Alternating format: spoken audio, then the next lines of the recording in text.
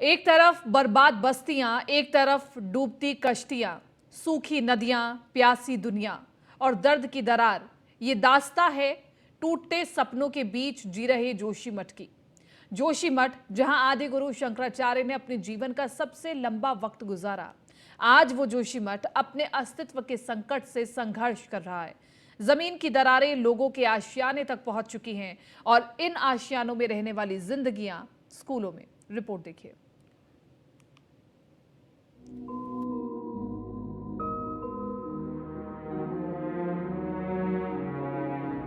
Pre board का exam चल रहे हैं, तो उस वजह से हमें खाने के लिए घर पे वापस आना पड़ रहा है।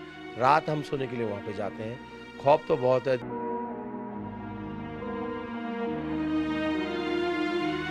हमने ऐसा कभी नहीं देखा यहाँ।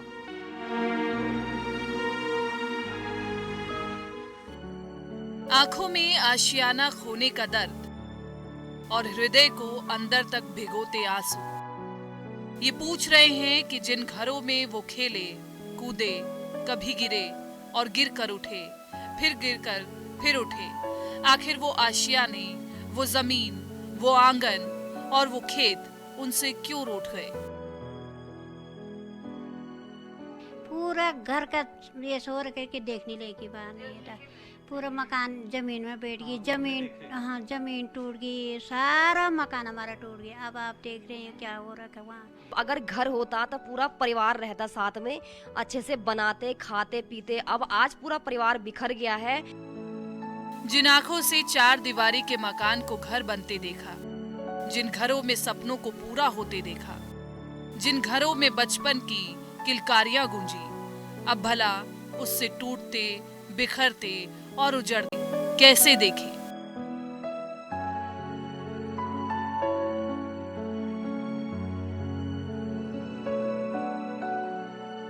डिसमेंटलिंग की प्रोसेस है, आप देख रहे हैं इसको बहुत स्लोली और बहुत मेथोडोलॉजिकली ये कर रही है। CBRI की जो टीम है, central building research institute Roorkee, उनकी सुपरविजन में सारा काम हो रहा है और PWD जो है वो एग्जीक्यूट कर रही है इसको। हमने सारे सेफ्टी प्रिकॉशंस रखे हुए हैं। NDRF भी यहाँ पर डिप्लॉयड है, SDRF भी यहाँ पर डिप्लॉयड है और हमने बैरिकेडिंग भी की गई है कि कोई भी रिस्ट्रिक्टेड मूवमेंट यहाँ पर रहेगी, कोई भी अनऑथराइज तरीके से यहाँ पर एंटर ना करे। जहां कभी आदि गुरु शंकराचार्य ने अपने जीवन का सबसे लंबा वक्त गुजारा, आज वो जोशीमठ पाताल की गर्त में समाने को तत्पर है। यहाँ रहने वाले लोग, सरकार और प्रशासन हर संभव मदद कर रही है, लेकिन जोशीमठ की नाराजगी खत्म होने का नाम नहीं ले रही है।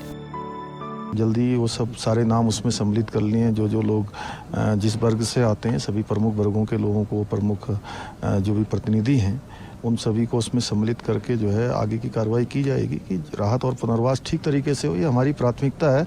और अभी अंतरिम राहत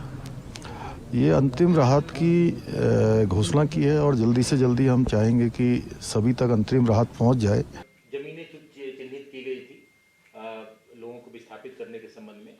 उसमें पहले कोटी फार्म, पीपल कोटी गौचर का नाम था।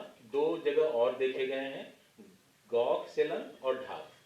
ये 5 जगहों पे कैबिनेट ने सर्वेक्षण करने के। कोटी फार्म, पीपल कोटी, गौचर 3 हो गए, चौथा गौख, सेलन, 5वां ढाक। जोशीमठ ने मानो अपना मन बना लिया है। जमीन की दरारें लगातार बढ़ रही हैं, पहाड़ों को चीरकर पानी बाहर आ रहा है।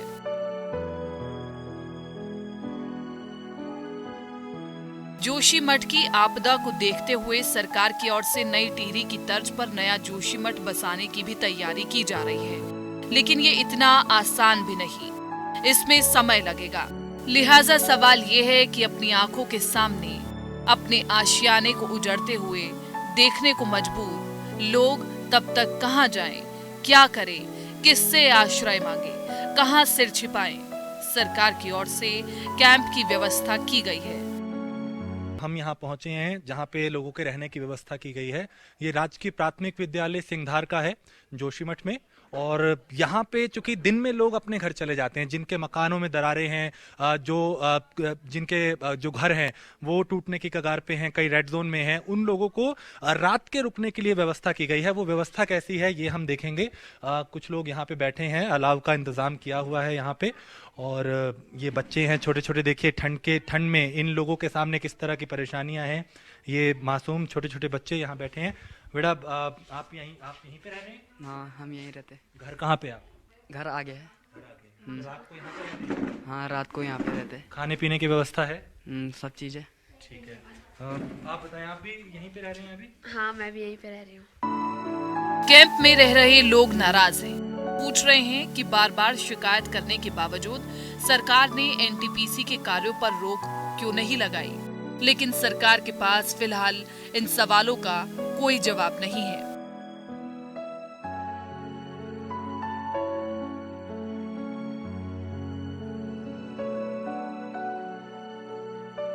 एक तरफ जहां सरकार लोगों के पुनर्वास को लेकर चिंतित है, तो दूसरी ओर विपक्ष जोशीमठ आपदा को राष्ट्रीय आपदा घोषित करने की मांग कर रही है। जोशीमठ में जो हो रहा है, जो त्रासदी है, उसको राष्ट्रीय आपदा घोषित किया जाए, क्योंकि राज्य सरकार के बस की नहीं है कि वो इसमें कुछ ठोस कदम उठा पाएगी। फिलहाल भूवैज्ञानिक जोशीमठ का सर्वे कर रहे हैं, आपदा के कारणों का पता लगा रही हैं। सरकार नए जोशीमठ की नीति पर कार्य कर रही है। केंद्र सरकार भी इस पर अपनी नजर और सहयोग दोनों बनाए हुए हैं। लेकिन जिस आशियाने में बचपन गुजरा, उस आशियाने को खोने का दर्द तो वो ही समझ सकते हैं, जिनके घर आज दरारों की भेंट चढ़ चुके हैं। Bureau report, news 1 India. तो जोशीमठ में भूधसाव से जिंदगियां तबाह हो रही हैं। लोगों ने अपने आशियाने छोड़ करके सुरक्षित जगहों पर जाना शुरू कर दिया है। वहीं परेशानी को कम करने की सरकार पूरी कोशिश जरूर कर रही है। लोगों का दर्द उनकी आंखों में साफ दिख रहा है। एक तरफ बुरे वक्त का सैलाब है, तो दूसरी ओर उम्मीद की किरण का इंतजार है। देखिए दरकते जोशीमठ की दूसरी रिपोर्ट।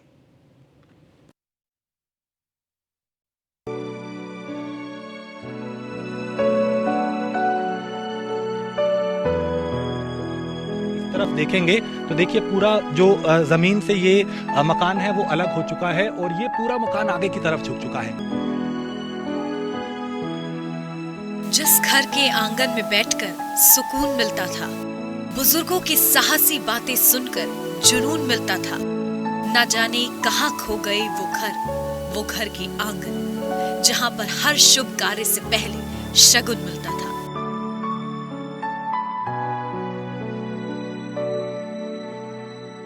ये लफ्ज कम है लोगों की अपने घर से जुड़ी हुई भावनाओं को बताने के लिए। जोशीमठ के घरों में पड़ी ये मोटी दरारें उन घरों के लोगों के दिल में भी पड़ गई हैं। अपने बरसों से संजोए आशियाने को अपनी आंखों के सामने टूटते हुए देखकर, बिखरते हुए देखकर, जिस घर में रहकर कभी वो खुद को महफूज समझते थे, आज उस घर ने उनकी रातों की नींद उड़ा दी है। लोग डरे हुए हैं, सहमे हुए हैं, लेकिन अपनी जान खोने से ज्यादा डर लोगों को अपने आशियाने खोने का है।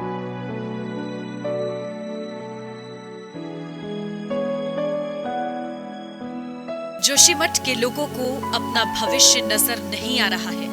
ये डर उनके जख्मों को भरने नहीं दे रहा, इसलिए लोग अपना आशियाना बचाने के लिए धरने पर बैठ गए हैं, जिसे देखकर लग रहा है कि लोगों की मानो खुद से ही जंग है, मानो वो अपने को और अपने आशियाने को बचा के ही मानेंगे। इस महिला के मन की आवाज को सुनिए। वो कहती है कि हम घर छोड़ देंगे तो हमारा सब कुछ छूट जाएगा। एनटीपीसी इसकी जवाबदारी है और सरकार इसके बारे में कुछ नहीं कर रही है। एनटीपीसी को बचाने की कोशिश किया जा रहा है। जिसने पूरा जोशीमठ को बर्बाद किया है उसको क्यों बचा रही सरकार, यही हमारा सरकार से प्रश्न है। और हम कहीं नहीं हटेंगे जोशीमठ को छोड़ के। हम तो हटेंगे अपने इस जिंदगी भर की मेहनत को कहाँ हटाएंगे, कहाँ हटाएंगे हम अपने जानवरों को, अपनी खेती बाड़ी को कहाँ हटाएंगे। जोशीमठ के लोगों को सहारा है तो बस अब सरकार का। सरकार की तरफ से राहत सामग्री दी जा रही है, सबसे ज्यादा डेंजर जोन में आने वाले लोगों को शिफ्ट किया जा रहा है। बावजूद इसके लोगों का दर्द कम नहीं हो रहा। और हो भी कैसे? बसे बसाए घर की जगह अगर सिर्फ सर छुपाने की जगह मिले तो लोग अपने दर्द को आखिर कैसे संभालें? पूरा मकान जमीन में बैठ गई, जमीन टूट गई, सारा मकान हमारा टूट गया। अब आप देख रहे हैं क्या हो रखा वहाँ। तो इसलिए यहाँ शिफ्ट कर रखा हमको कि बस तुम सुरक्षित रहो। राशन पानी कम्बल जो भी हो तो कर ही रहे सरकार, पर ऐसे है कि उसकी तो कोई बात नहीं, जो होगा होगा। पर हमको चाहिए मकान, अपने घर जो था ऐसे ही, अब जमीन भी गया। तब देखो क्या क्या करता सरकार। इसे वक्त की मार कहे या अधिक विकास की चोट, पर इस भूदसाव ने सरकार को भी धर्म संकट में डाल दिया है कि लोगों की जान बचाएं या लोगों के उनके जान से प्यारे घर। फिलहाल सरकार की प्राथमिकता है लोगों की जान।